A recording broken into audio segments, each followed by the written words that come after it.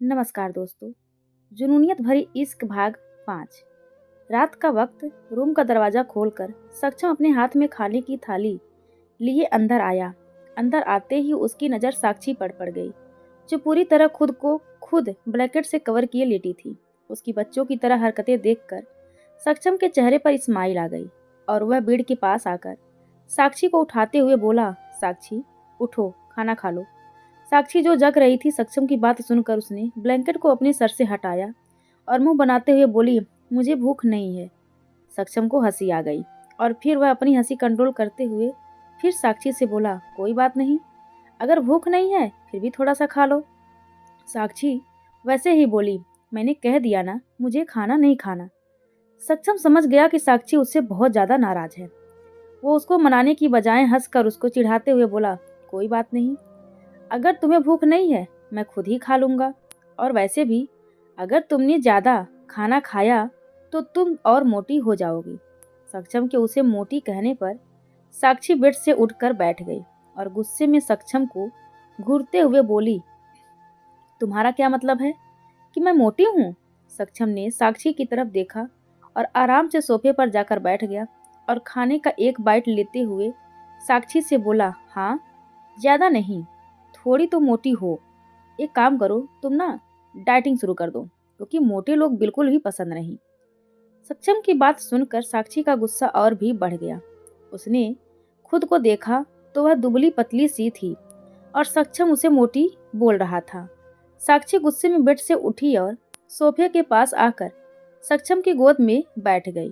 सक्षम उसकी इस हरकत पर उसे हैरान होकर देखने लगा। साक्षी ने उसकी कोई परवाह नहीं की और खाने की प्लेट को लेकर खाना खाते हुए बोली, क्या कहा तुमने? मैं मोटी हूँ? अब तो तुम्हें इसी मोटी बीवी के साथ रहना है। बोलकर साक्षी जल्दी जल्दी से खाना खाने लगी। सक्षम उसकी ऐसी हरकतें देखकर मन ही मन में हंसने लगा। उसे याद आ गया कैसे जब वो दोनों छोटे थे और सक्षम साक्षी को किसी बात पर चिढ़ता था तो साक्षी गुस्से में आकर हमेशा ही ऐसा करती थी। साक्षी को चिढ़ाने में सक्षम को बड़ा ही मजा आता था। सक्षम साक्षी के हाथ से खाने की प्लेट लेकर उसका मजाक उड़ाते हुए बोला, साक्षी कितना खाओगी? कितनी मोटी हो गई हो, और अगर इतना खाओगी तो गुब्बारे की तरह फूल जाओगी। इसीलिए थोड़ा कम खाओ और मुझे खाने दो। बोलकर सक्षम जैसे ही प्लेट से खाने चला, साक्षी ने तुरंत उसके हाथ से प्लेट छीन ली और बोली, अगर तुम्हें खाना खाना है तो अपना खाना लेकर आओ, मैं अपना खाना तुम्हारे साथ शेयर नहीं करूंगी। बोलकर वो उसकी गोद से उठने लगी, लेकिन वह उठ पाती, सक्षम ने एक हाथ से उसके पेट को पकड़ लिया और दूसरे हाथ से उसके हाथ में पकड़ी थाली लेते हुए बोला, माय डियर बेबी, यह खाने की प्लेट मैं लेकर आया हूँ। गुस्से में चिल्लाते हुए, तो यहाँ प्लेट मेरी हुई और यह खाना मैं खाऊंगा। सक्षम के प्लेट छीनने पर साक्षी रोनी शक्ल बनाकर सक्षम को मस्का लगाते हुए बोली, मैं तो तुम्हारी छोटी सी प्यारी सी क्यूट बेबी हूं ना, और तुम मेरे अच्छे से पति। सोचते हुए, नहीं, तुम तो पति परमेश्वर भगवान सब कुछ हो, तो प्लीज अपनी छोटी सी प्यारी बेबी को खाना दे दो। बोलकर वो बड़ी ही मासूमियत से अपनी काली काली आंखों से उसको देखने लगी।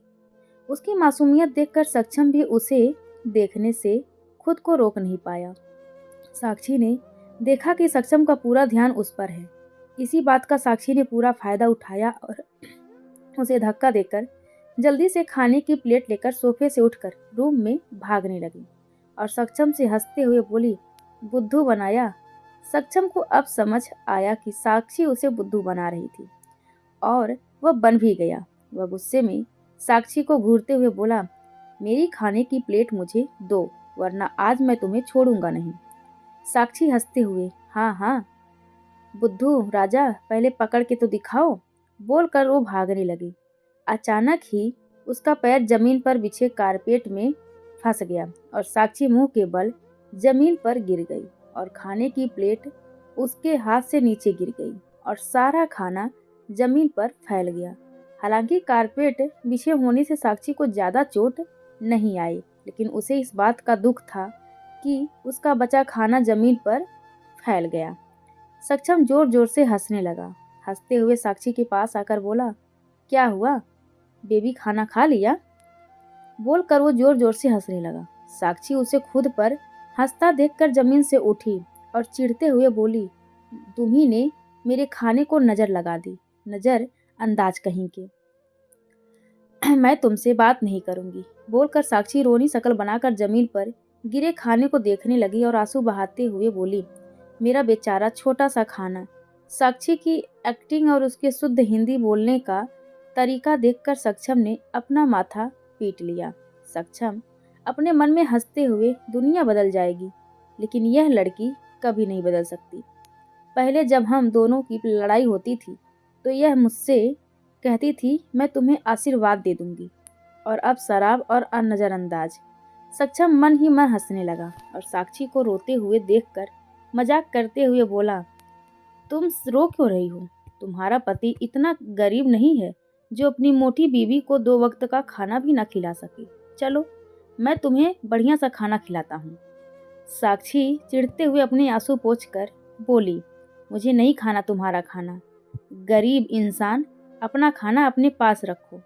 तुम एक नंबर के लालची, घटिया और नमक हराम इंसान हो। तुमने मेरा खाना गिरा दिया। बोलकर साक्षी अपने जमीन पर गिरे खाने को देखकर जोर जोर से रोने लगी। सक्षम को समझ नहीं आ रहा था कि वह अपनी बीवी की इतनी शुद्ध हिंदी सुनकर रोए या हंसे। वो भी साक्षी के साथ वहीं जमीन पर बैठ गया और जमीन पर गिरे खाने को देखने लगा। अगली सुबह साक्षी रेडी होकर नीचे आई तो मेट ने उसे बताया कि सक्षम बाहर गया है, कुछ दिनों बाद वापस आएगा। यह सुनकर साक्षी को बुरा लगा। साक्षी अपने मन में बोली, जाने से पहले एक बार बता तो देता। बोलकर वह उदास हो गई और भारी मन से नाश्ता करने के लिए बैठ गई। कुछ देर बाद उसने नाश्ता किया और सीधे ऊपर अपने रूम में चली गई। साक्षी अपने रूम में आकर इधर उधर टहलने लगी और खुद में बड़बड़ाने लगी। रात को कितना बोल रहा था, गरीब नहीं है, एक नंबर का गरीब कंजूस है। मुझे फोन तो लाकर दे नहीं सकता, कम से कम गाना सुनती या कोई गेम खेलती, लेकिन फोन तो लाना दूर, मुझे तो फोन के पास भटकने भी नहीं देता। यह सब कहते हुए साक्षी अजीब अजीब से मुंह बना रही थी, जिससे वह बहुत ज्यादा क्यूट लग रही थी। अगर कोसने से कोई मर जाता तो सबसे पहले सक्षम मरता, क्योंकि साक्षी सुबह से उसे कम से कम 100 बार कोस चुकी थी। जब साक्षी का मन नहीं भरा सक्षम को कोस कर, तो वो बेचारी बेड पर बैठ गई और सोचने लगी कि कैसे बोरियत कम की जाए। दूसरी तरफ ऑर्फन हाउस, सक्षम जो अपनी इम्पोर्टेंट मीटिंग के लिए जा रहा था, जिसमें उसे करोड़ों का फायदा होने वाला था, उसी के लिए वो जा रहा था। लेकिन रास्ते में उसे ऑर्फन हाउस से कॉल आई थी कि वहाँ जो एक बच्ची थी वो अचानक से बीमार हो गई थी। इसीलिए सक्षम अपनी करोड़ों की मीटिंग छोड़कर उस बच्ची से मिलने आया। एक रूम में वो बच्ची बेड पर लेटी हुई थी, उसे तेज बुखार था। ठीक उसके सामने उसके बगल में सक्षम बैठा उसके सर को सहला रहा था। डॉक्टर उस बच्ची का चेकअप करके उसे मेडिसिन देकर जा चुके थे। वो बच्ची अपनी आंखें बंद किए लेटी मुस्कुरा रही थी, क्योंकि आज उसके सक्षम भैया उसके साथ जो थे। सक्षम ने इंडिया में बहुत से ऑर्फन हाउस खोल रखे थे, जहां बेसहारा बच्चों को सहारा मिलता था। उन्हें 2 वक्त का खाना और पढ़ाई करवाने के लिए काफ़ी सुविधाएं सक्षम ने करा रखी थी। सक्षम उस बच्चे से मुस्कुराते हुए बोलता है, देखना मेरा बच्चा बिल्कुल पहले की तरह ठीक हो जाएगा। सक्षम की बात सुनकर उस लड़की ने अपनी आंखें खोल दी, मुस्कुराते हुए बोली, सक्षम भैया आप आ गए हैं ना, अब देखना नियति कितनी जल्दी ठीक हो जाएगी। नियति की इतनी क्यूट बातें सुनकर सक्षम मुस्कुरा दिया और उसके फोरहोड पर किस कर ली। नियति सक्षम को अपने हाथ के इशारे से झुकने के लिए बोलती है। सक्षम ने मुस्कुराकर अपना चेहरा उसके सामने कर दिया। नियति ने मुस्कुराते हुए सक्षम के गाल पर किस कर ली। बदले में सक्षम हंस दिया। वहीं साक्षी को समझ नहीं आ रहा था कि वो क्या करे। लास्ट में उसने डिसाइड किया कि वो बाहर गार्डन में जाएगी, इसीलिए अपने रूम से छुपते छुपाते साक्षी गार्डन में पहुंच गई। ठंड के मौसम में गार्डन में बहुत अच्छी धूप खिली थी। साक्षी को गार्डन में आकर बहुत अच्छा लग रहा था। साक्षी हर एक फल को छूते हुए बोली, वाह क्या मस्त गार्डन है। बेकार में साक्षी ने मुझे अपने भूतिया हवेली जैसे घर में बंद कर दिया। मुस्कुराते हुए, इससे अच्छा तो वह मुझे गार्डन में कैद कर देता। कम से कम इतनी अच्छी धूप तो मिलती और क्या मस्त हवा चल रही। बोलकर साक्षी गोल गोल घूमने लगी। लेकिन अगले ही पल जब उसने अपने सामने खड़ी मेड को देखा तो उसकी हंसी गायब हो गई। उसे लगा वो मेड कॉल करके सक्षम को बता देगी, लेकिन साक्षी के सोचने के उलट वो मेड मुस्कुराते हुए साक्षी के सामने आई।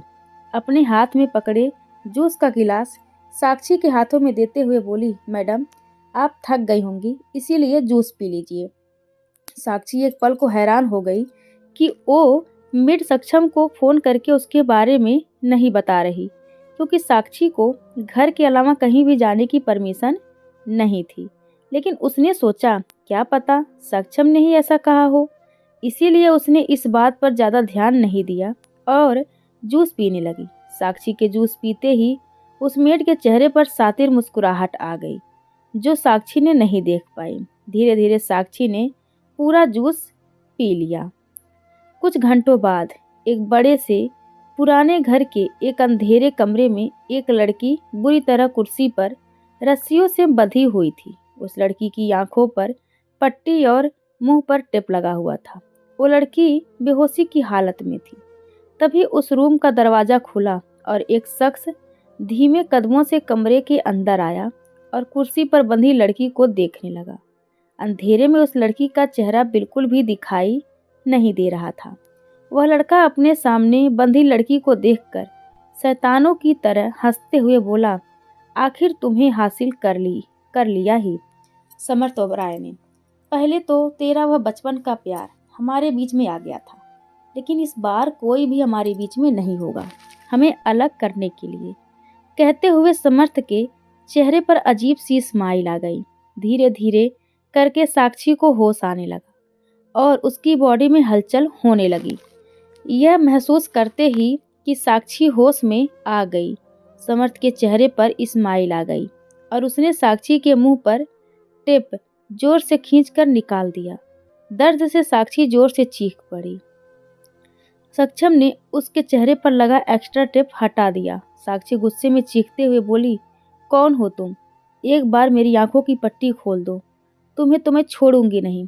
उल्टे गंगा के पानी की उल्टी सैर करा दूंगी और मेरा पति तुम्हें उसी में डुबो डुबो कर मारेगा। तुम जानते नहीं मुझे मैं कौन हूँ। अब सीधे तरीके से मेरी आंखों की पट्टी और मेरे हाथ पर खोल दो, वरना मैं अभी तुम्हारा भरता बना दूंगी और बिना रोटी के खा भी जाऊंगी, समझे? साक्षी को गुस्से में चीखते देखकर समर्थ के चेहरे पर स्माइल आ गई और वो साक्षी की बंद आंखों को देखकर मुस्कुरा दिया और उसके चेहरे पर अपनी उंगली फेरने लगा। तुम बिल्कुल भी नहीं बदली साक्षी, तुम अभी भी वैसी हो। लेकिन तुम चिंता मत करो, मैं आ गया हूँ। अब मैं तुम्हें बचा लूंगा, तुम्हें उस सक्षम सिंह राठौर से। समर्थ के मुंह से समर्थ सक्षम की बुराई सुनकर साक्षी गुस्से में चिल्लाते हुए बोली, मुझे बचाने से पहले अपने बारे में सोचो। अगर मेरे सक्षम के बारे में एक भी शब्द उल्टा सीधा बोला तो तुम्हारी तंदूरी बना दूंगी, समझे? बैगन के भरते वाले, अब मेरी आंखें खोल दो, वरना अगर मेरी तीसरी आंख खुल गई तो तुम्हें जलाकर भस्म कर दूंगी। साक्षी किसी पागल की तरह समर्थ पर चिल्लाए जा रही थी और वहीं समर्थ उसकी इतनी शुद्ध हिंदी सुनकर मुस्कुराए जा रहा था। साक्षी को जब अपनी बातों का कोई जवाब नहीं मिला तो उसने मन में सोचा, कहीं ऐसा तो नहीं जिसने मुझे किडनैप किया वो अंधा हो। लेकिन तभी उसे कुछ याद आया और वह खुद से बोली, अंधा तो देख नहीं सकता, जरूर लंगड़ा होगा। लेकिन तभी उसे ध्यान आया कि लंगड़ा तो चल नहीं सकता, हाँ जरूर वो बहरा होगा और उसे कम सुनाई देता होगा, इसीलिए उसने अभी तक मेरी बातों का जवाब नहीं दिया। जोर से चिल्ला कर देखती हूँ, सोचकर साक्षी जोर से चिल्लाते हुए बोली, एक्सक्यूज मी किडनैपर जी, आप बहरे हो, आपको सुनाई नहीं देता? कोई बात नहीं, आप मुझे कॉपी पेन लाकर दे दो, मैं आपको लिख कर बता दूंगी, और जैसे ही आप मुझे छोड़ देंगे मैं अपने कंजूस नमक हराम पति से कहकर आपका इलाज करवा दूंगी। वैसे तो मेरा पति बहुत कंजूस है, लेकिन जब मैं उससे कहूँगी तो वह मेरी बात मान जाएगा और मुझे कुछ पैसे दे देगा, जिससे मैं आपका इलाज करवा दूंगी। अब मुझे प्लीज छोड़ दीजिए। समर्थ ने जब साक्षी के मुंह से पति शब्द सुना तो उसका चेहरा गुस्से से लाल हो गया। समर्थ ने गुस्से में साक्षी की आंखों की पट्टी खोल दी। साक्षी ने जैसे ही अपने सामने खड़े समर्थ को देखा तो वो बुरी तरह शॉक्ड रह गई। साक्षी लगभग चिल्लाते हुए, समर्थ तुमने मुझे किडनैप किया, लेकिन क्यों? साक्षी की बात सुनकर समर्थ साक्षी का चेहरा अपनी हथेलियों में भरते हुए मुस्कुराकर बोला, साक्षी तुम्हें कोई चोट तो नहीं लगी? मैं अभी तुम्हारे हाथ खोल देता हूँ। बोलकर समर्थ जल्दी जल्दी साक्षी के हाथों को खोलने लगा। साक्षी को कुछ भी समझ में नहीं आ रहा था। समर्थ ने साक्षी को पूरा खोल दिया और किसी साइको की तरह हंसते हुए बोला, साक्षी अब तुम आज़ाद हो। उस सक्षम सिंह राठौर से मैंने तुम्हें आज़ाद करवा दिया। अब हम दोनों जल्दी से शादी कर लेंगे। समर्थ की बात सुनकर साक्षी चौंक गई और फिर समर्थ को समझाते हुए बोली, यह क्या बोल रहे हो तुम? समर्थ, मेरी शादी हो चुकी है सक्षम से, अब मुझे यहाँ से जाने दो। बोलकर साक्षी वहाँ से जाने लगी, लेकिन समर्थ ने उसका हाथ पकड़ लिया। साक्षी गुस्से में अपने आप को छुड़ाते हुए बोली, समर्थ यह क्या कर रहे हो तुम?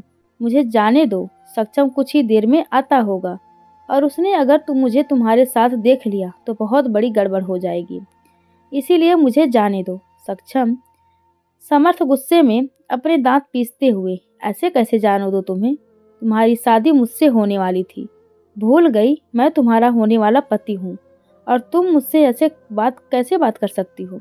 समर्थ की बात सुनकर साक्षी ने समर्थ को देखा और गुस्से में बोली, मैंने कहा मेरा हाथ छोड़ो और मत बोलो, मेरी शादी हो चुकी है, अब मेरा तुमसे कोई रिश्ता नहीं है। जो कुछ भी हुआ उसे मैं भूल चुकी हूँ और तुम्हारे लिए भी बेहतर होगा तुम उसे भूल जाओ। मैं तुम्हारी कभी नहीं थी और ना कभी हो सकती हूँ, क्योंकि मैं अपने साक्ष्य की हूँ। तभी वहाँ तड़ाक की जोरदार आवाज़ गूंज गई।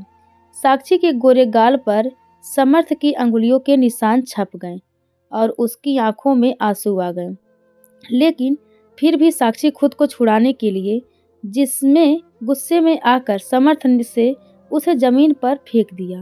दर्द से साक्षी के मुंह से चीख निकल गई। उसकी कोहनी और माथे से खून निकलने लगा। उसके चेहरे पर उसका दर्द उभर आया। दर्द से उसने अपनी दोनों आंखें बंद कर ली। समर्थ गुस्से में साक्षी के पास आया और नीचे उसके पास बैठकर और गुस्से में अपने दांत पीसते हुए बोला, साक्षी मेरी एक बात कान खोलकर सुन ले। मैं तुझसे बहुत प्यार करता हूँ और तेरे लिए कुछ भी करने को तैयार हूँ, इसीलिए चुपचाप मुझे शादी करने के लिए मान जा। गुस्से में चिल्लाते हुए, पहले तो वो हरामजादा सक्षम तुम्हें मुझसे छीन कर ले गया, लेकिन इस बार मुझे तुमसे शादी करने से कोई नहीं रोक सकता। समर्थ की बात सुनकर साक्षी गुस्से में, समर्थ ये तुम्हारी बस गलतफहमी है कि तुम मुझसे शादी कर लोगे। मेरा साक्ष्य कभी ऐसा नहीं होने देगा। वो मुझे बचा लेगा और तुम्हें तो मेरा साक्ष्य जन्नत की सैर करा देगा। साक्षी की हिंदी सुनकर समर्थ हंस पड़ा और साक्षी के एक गाल को खींचते हुए बोला, माय क्यूट साक्षी, तुम कितनी क्यूट हो। और फिर अचानक से गुस्से में, तेरा पति तुझे तब बचाएगा ना जब वह जिंदा होगा। मैंने सक्षम सिंह राठौर को मार दिया और अब मैं तुमसे शादी करूंगा। समर्थ की बात सुनकर साक्षी बिल्कुल शॉक्ड हो गई। उसकी आंखों से आंसू बहने लगे और वो रोते हुए बोली, तुम झूठ बोल रहे हो, मेरा साक्ष्य बिल्कुल ठीक है और अभी मुझे बचाने आएगा। साक्षी की बात सुनकर समर्थ उसका मजाक उड़ाते हुए जोर जोर से हंसने लगा। दूसरी तरफ सक्षम अपने घर की तरफ जा रहा था, तभी उसका फ़ोन रिंग हुआ। सक्षम ने फ़ोन उठाकर तुरंत कॉल की तो कॉल उसकी मारिया का था। उन्होंने सक्षम से कुछ ऐसा कहा जिसे सुनकर सक्षम का चेहरा बिल्कुल डार्क हो गया और आंखें सर्द।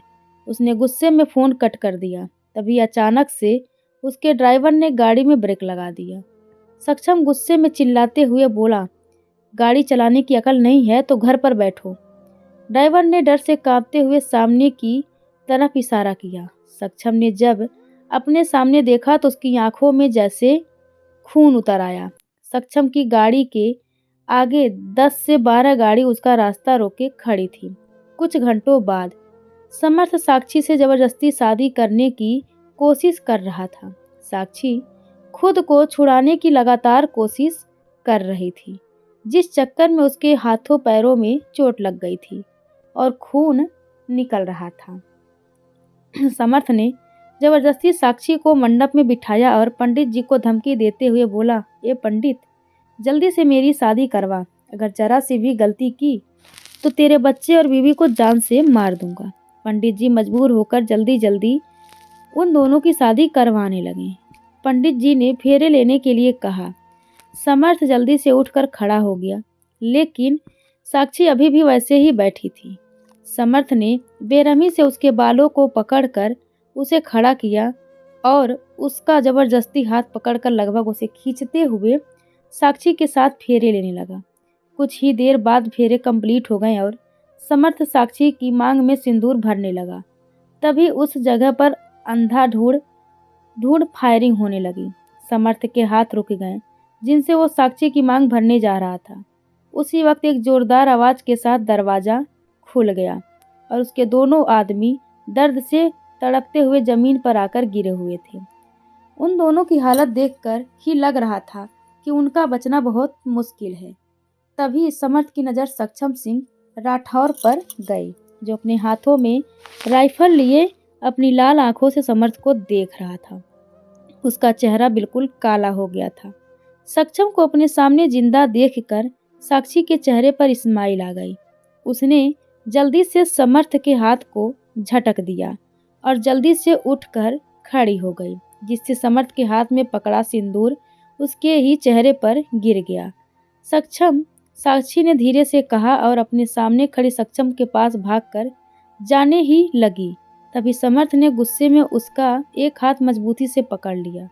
साक्षी की स्माइल गायब हो गई और उसने गुस्से में घूरते हुए समर्थ को देखा और अपना हाथ उससे छुड़ाने लगी, लेकिन समर्थ की पकड़ उसके हाथ पर काफी मजबूत थी, जिस वजह से वह अपने हाथ को नहीं छुड़ा पा रही थी। सक्षम ने साक्षी के हाथ को देखा, जिसे समर्थ ने टाइटली पकड़ रखा था। सक्षम गुस्से में चिल्लाते हुए समर्थ से बोला, मेरी बीबी का हाथ छोड़। सक्षम के मुंह से अपने लिए बीबी शब्द सुनकर साक्षी के दिल को बहुत सुकून मिला और इतने दर्द में होने के बावजूद भी उसके चेहरे पर मुस्कुराहट आ गई।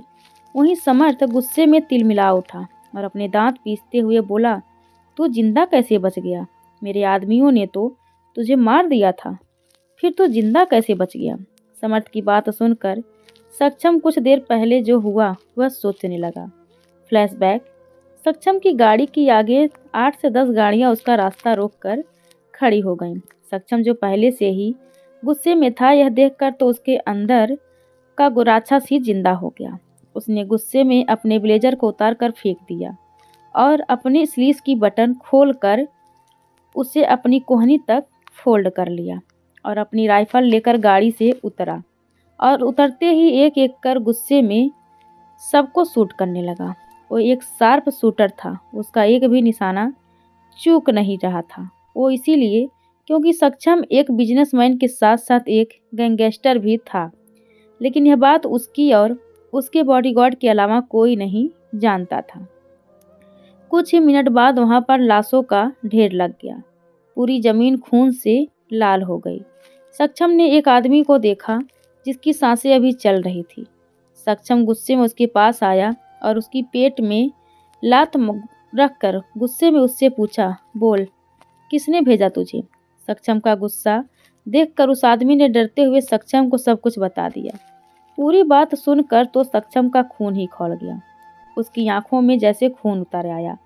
उसका गुस्सा इतना ज़्यादा था, गुस्से में उसके हाथों की नसें दिखने लगी। उसे ऐसे देखकर लग रहा था कि आज वो समर्थ को जिंदा नहीं छोड़ेगा। सक्षम ने उस आदमी के पेट से अपनी लात हटाई। उस आदमी को लगा कि शायद वो बच गया, लेकिन अगले ही पल सक्षम ने उसके माथे पर गोली मार दी, जिसके खून के कुछ छींटे उसकी शर्ट और उसके चेहरे पर भी पड़ गए। Flashback and. सक्षम गुस्से में समर्थ को घूरते हुए, तुझे क्या लगा तेरे पालतू कुत्ते शेर को मार सकते हैं? मत भूल कि सक्षम सिंह राठौर वो शेर है जिसे कोई नहीं मार सकता। बोलकर उसकी नज़र साक्षी पर गई, जो उसे देखते हुए अपना हाथ छुड़ाने की कोशिश कर रही थी। सक्षम गुस्से में समर्थ के पास आया और साक्षी का हाथ अपने पीछे किया और एक जोरदार पंच उसके मुंह पर मारा, जिससे समर्थ लड़खड़ा गया और उसके मुंह से खून निकलने लगा। वो अभी उठ पाता, राइफल में जितनी भी गोलियां थी सक्षम ने एक एक करके उसके सीने में उतार दी और समर्थ की वहीं डेथ हो गई। उसकी पूरी बॉडी खून से लथपथ हो गई। गोली की आवाज़ और इतना ज़्यादा खून देखकर साक्षी बहुत ज़्यादा घबरा गई और वहीं बेहोश हो गई। सक्षम ने जब साक्षी को बेहोश होते देखा तो जल्दी से उसे बाहों में थाम लिया। हॉस्पिटल। कुछ देर बाद साक्षी को होश आया। उसे होश में आया देखकर सक्षम की जान में जान आई। वो साक्षी को बेहोश देखकर बहुत ज़्यादा डर गया था। सक्षम साक्षी का हाथ पकड़ते हुए घबराई हुई आवाज़ में, साक्षी तुम ठीक हो? साक्षी हल्का मुस्कुराते हुए उठने की कोशिश करने लगती है और उठकर बैठ जाती है।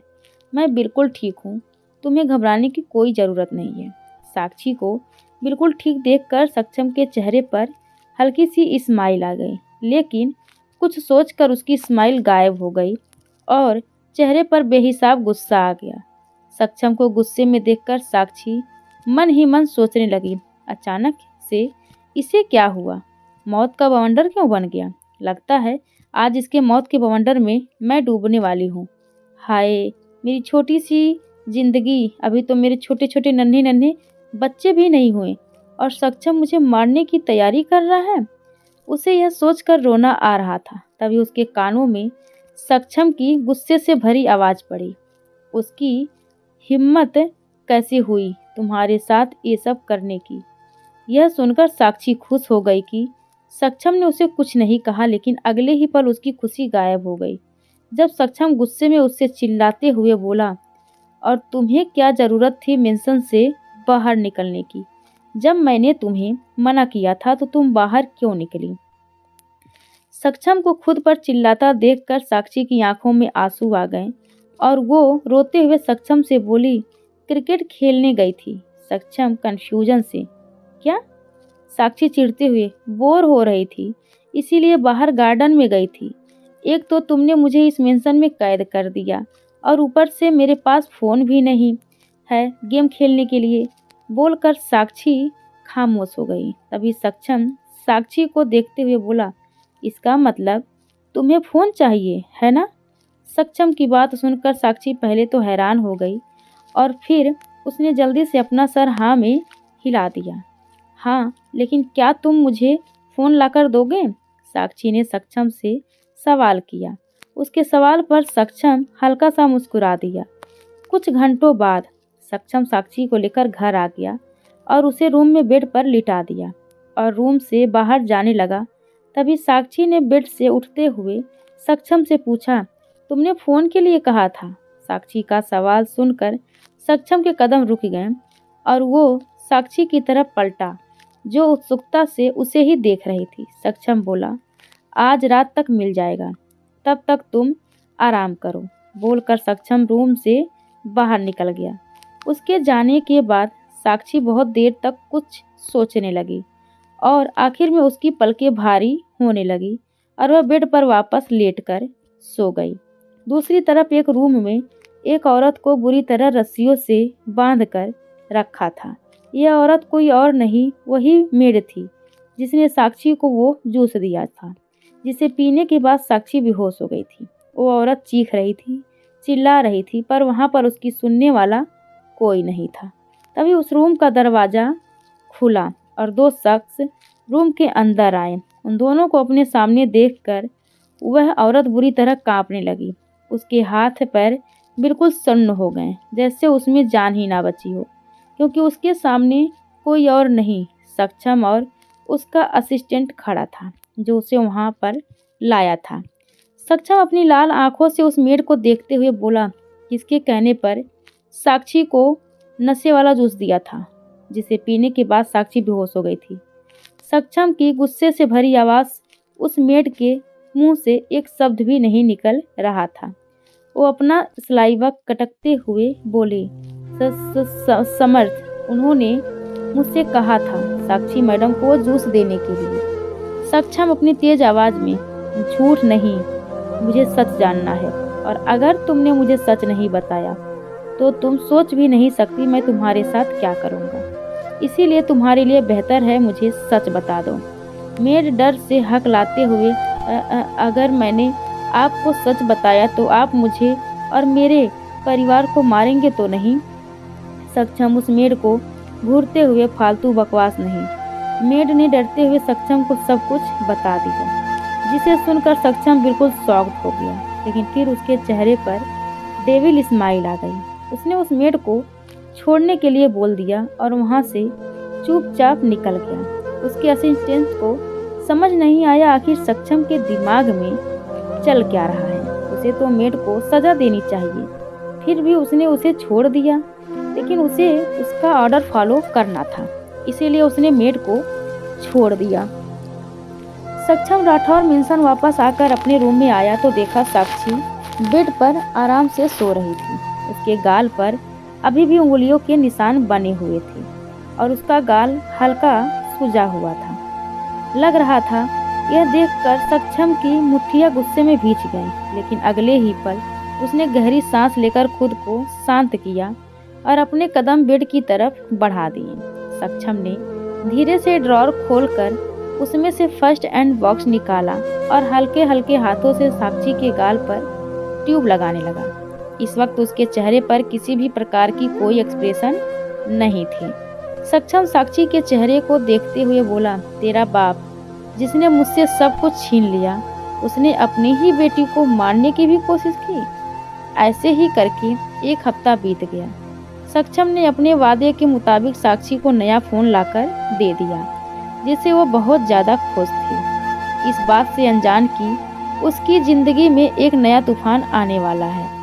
एक सुबह सक्षम और साक्षी डाइनिंग टेबल पर बैठे ब्रेकफास्ट कर रहे थे। तभी सक्षम के पास एक कॉल आई और वो डाइनिंग टेबल से उठकर सीढ़ियों से अपने रूम में जाने लगा। साक्षी ने सक्षम की तरफ देखा और वापस से अपना ब्रेकफास्ट करने लगी। उसी वक्त उसके कानों में एक चहकती हुई आवाज़ पड़ी, साक्ष, साक्ष बेबी कहाँ हो तुम? I miss you. आवाज़ सुनकर साक्षी ने अपना सर उठाकर हॉल की तरफ देखा तो वहाँ एक खूबसूरत सी लड़की खड़ी थी। साक्षी उसे देखकर दंग रह गई। वह लड़की बहुत ज़्यादा खूबसूरत थी। उसने ब्लू कलर का क्रॉप टॉप और वाइट कलर की जीन्स और पैरों में वाइट कलर के हाई हील्स डाले हुए थे। चेहरे पर मेकअप, खुले बाल और आंखों में सनग्लासेस थे। वो लड़की दिखने में किसी मॉडल से कम नहीं लग रही थी। उस लड़की को कोई रिप्लाई नहीं मिला तो वह फिर से चिल्ला कर बोली, साक्ष बेबी कहाँ हो तुम? देखो मैं आ गई। वो लड़की चिल्लाए जा रही थी और साक्षी शॉक्ड होकर उस लड़की को देखते जा रही थी। जब उसने कुछ नहीं किया तो वो डाइनिंग टेबल से उठी और हॉल की तरफ जाने लगी।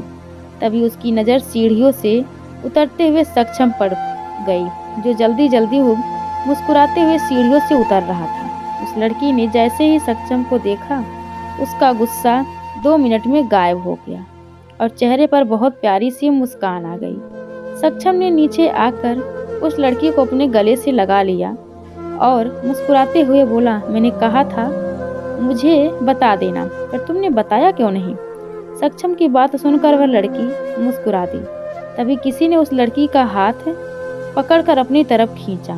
किसी को कुछ भी समझ में नहीं आया और अगले ही पल उस लड़की के गाल पर एक जोरदार थप्पड़ पड़ा।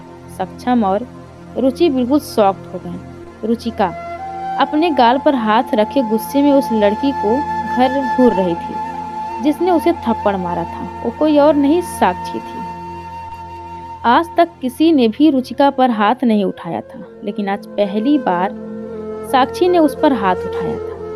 अगर कोई और होता तो अभी तक रुचिका उसका हाल बेहाल कर चुकी होती, लेकिन साक्षी के सामने वो खामोश रही। साक्षी गुस्से में अपने दांत पीसते हुए बोली, तुम्हारी हिम्मत कैसे हुई मेरे पति से चिपकने की? तुम कोई भी हो, तुम्हें कोई हक नहीं है मेरे पति के गले लगने का। रुचिका कुछ बोलती इसके पहले ही सक्षम गुस्से में साक्षी का हाथ पकड़ते हुए बोला, यह क्या बदतमीजी है साक्षी? साक्षी भी गुस्से में सक्षम की तरफ देखते हुए बोली, सक्षम, बदतमीजी मैं नहीं बल्कि यह लड़की कर रही है, यह जानते हुए भी कि तुम मेरे पति हो, तुम्हें अपने गले से लगा रही है और तुम भी इसके गले से लग रहे हो। ये सब क्या है? साक्षी की बात सुनकर सक्षम ने उसका हाथ छोड़ दिया और रुचिका के पास जाकर उसका हाथ पकड़ लिया। साक्षी हैरानी से सक्षम को देखने लगी। वहीं रुचिका के चेहरे पर स्माइल आ गई। साक्षी जल्दी से सक्षम के पास से आई और उसका हाथ पकड़ते हुए हैरानी से बोली, सक्षम, ये सब तुम क्या कर रहे हो? इस लड़की का हाथ छोड़ो, बोलकर उन दोनों के हाथों को एक दूसरे से छुड़ाने लगे। तभी सक्षम ने साक्षी को जोर से धक्का दे दिया और वह फर्श पर जाकर गिर गई। दर्द से उसकी आंखें भर आई, लेकिन फिर भी उसने अपने आंसुओं को बढ़ने नहीं दिया और हैरानी से सक्षम की तरफ देखने लगी, जो ये इस वक्त उसका सक्षम नहीं लग रहा था बल्कि सक्षम सिंह राठौर लग रहा था, जो पहले था।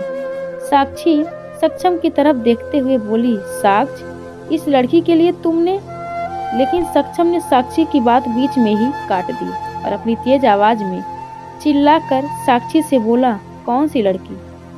और फिर रुचिका की तरफ देखकर, मेरी जिंदगी है ये, आज जो भी हूँ सिर्फ रुचि की वजह से हूँ, कहते हुए उसकी आंखों में साक्षी के लिए पहले जैसी नफरत, गुस्सा बिल्कुल साफ दिख रहा था। वहीं साक्षी के पैरों तले से तो जमीन खिसक गई। तो गुस्से में सक्षम के पास आई और उसके हाथ को पकड़ते हुए उससे गुस्से में पूछा, यह तुम क्या बोल रहे हो? मैं तुम्हारी वाइफ हूँ। रोते हुए सक्षम के चेहरे को अपने हाथों में भरते हुए, तुम तो मुझसे प्यार करते थे ना, फिर ऐसा क्यों बोल रहे हो? ऐसा प्लीज बोल दो, यह झूठ है। इस समय साक्षी की आंखों से बेहिसाब आंसू बह रहे थे। सक्षम ने गुस्से में उसके हाथ को झटक दिया और गुस्से में चिल्लाते हुए बोला, यही सब सच है, इसे तुम जितना जल्दी एक्सेप्ट कर लोगी तुम्हारे लिए बेहतर होगा, समझी? बोलकर सक्षम कुछ देर के लिए खामोश हो गया और फिर अचानक ही जोर जोर से हंसने लगा। रुचिका और साक्षी हैरानी से उसका मुंह ताक रही थी। तभी अचानक से सक्षम रुका और साक्षी के दोनों कंधों को पकड़ते हुए गुस्से में उसकी आंखों में देखते हुए बोला, क्या कहा तुमने? कि मैं तुमसे प्यार करता हूँ? चिल्लाते हुए, तुमने सोच भी कैसे लिया कि मैं तुमसे प्यार कर सकता हूँ? नहीं, मैं सिर्फ तुमसे नफरत करता हूँ और पूरी जिंदगी करता रहूँगा। तुमने यह सोच भी कैसे लिया कि मैं तुमसे प्यार कर सकता हूँ? हाँ बोलो। साक्षी रोते हुए, साक्ष, लेकिन तुम ही ने तो। तभी सक्षम उसकी बात बीच में काट कर जोर आवाज में, मेरा नाम सक्षम सिंह राठौर है, साक्ष नहीं। हंसते हुए, तुम्हें क्या लगा अगर तुम अपने घर वालों के सामने मेरा पक्ष लोगी, मुझसे प्यार करने का दिखावा करोगी, मेरी बीवी बनने की कोशिश करोगी, तो मैं सब कुछ भूल कर तुमसे प्यार करने लगूंगा? नहीं साक्षी गुप्ता, नहीं, यह सब मेरा प्लान था तुम्हें बर्बाद करने का, और अब मैंने तुम्हें पूरी तरह से बर्बाद कर दिया है। तुम्हारे पास कुछ भी नहीं है, ना तुम्हारी फैमिली और ना मैं। मुस्कुराते हुए, सॉरी, मैं तो कभी तुम्हारे साथ था ही नहीं, बस दिखावा कर रहा था तुम्हारे साथ होने का, तुम्हारी केयर करने का और तुमसे प्यार करने का। बोलकर सक्षम ने साक्षी के कंधों को छोड़ दिया और रुचिका के पास आकर उसका हाथ पकड़ लिया और मेड से बोला, रुचिका मैडम का सामान उनके कमरे में भिजवा देना। मेड ने धीरे से अपना सर हिला दिया। वहीं साक्षी तो शौक से अपनी जगह पर जम गई। उसे तो ऐसा लग रहा था जैसे उसकी पूरी दुनिया उजड़ गई, उसकी लाइफ में कोई नहीं बचा। जिस इंसान से उसने इतना प्यार किया वो आज उससे बोल रहा कि वह उससे प्यार नहीं बल्कि नफरत करता है।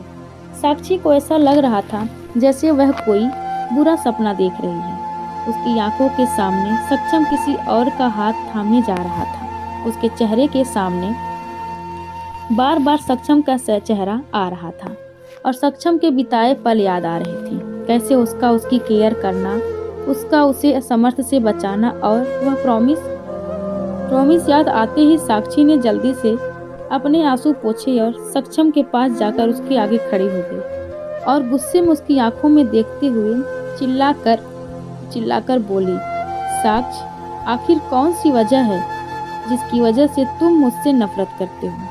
तुम्हारी बहन के साथ जो भी हुआ, मैं मानती हूँ मेरी फैमिली ने तुम्हारे साथ बहुत गलत किया और उसके लिए मैंने उनसे रिश्ते भी तोड़ लिए। रोते हुए अपने हाथों में सक्षम की शर्ट पकड़ते हुए, लेकिन मैंने क्या किया, मेरी क्या गलती है जिसकी तुम मुझे इतनी बड़ी सजा दे रहे हो? आखिर क्यों कर रहे हो मेरे साथ ऐसा? जवाब दो। कहते हुए साक्षी जोर जोर से रोने लगी। उसकी आंखों के आंसू सक्षम की शर्ट को भिगा रहे थे। रोने की वजह से साक्षी का पूरा चेहरा आंसुओं से भर गया था और उसका चेहरा लाल भी हो गया था। फिर भी वह रुक नहीं रही थी। तो दोस्तों, आज की कहानी आप सभी को कैसी लगी, हमें ज़रूर बताइए कमेंट करके और साथ ही हमारे चैनल को लाइक, शेयर और सब्सक्राइब करना बिल्कुल भी मत भूलिएगा। धन्यवाद आप सबका। चलिए मिलते हैं फिर इसके नेक्स्ट एपिसोड में।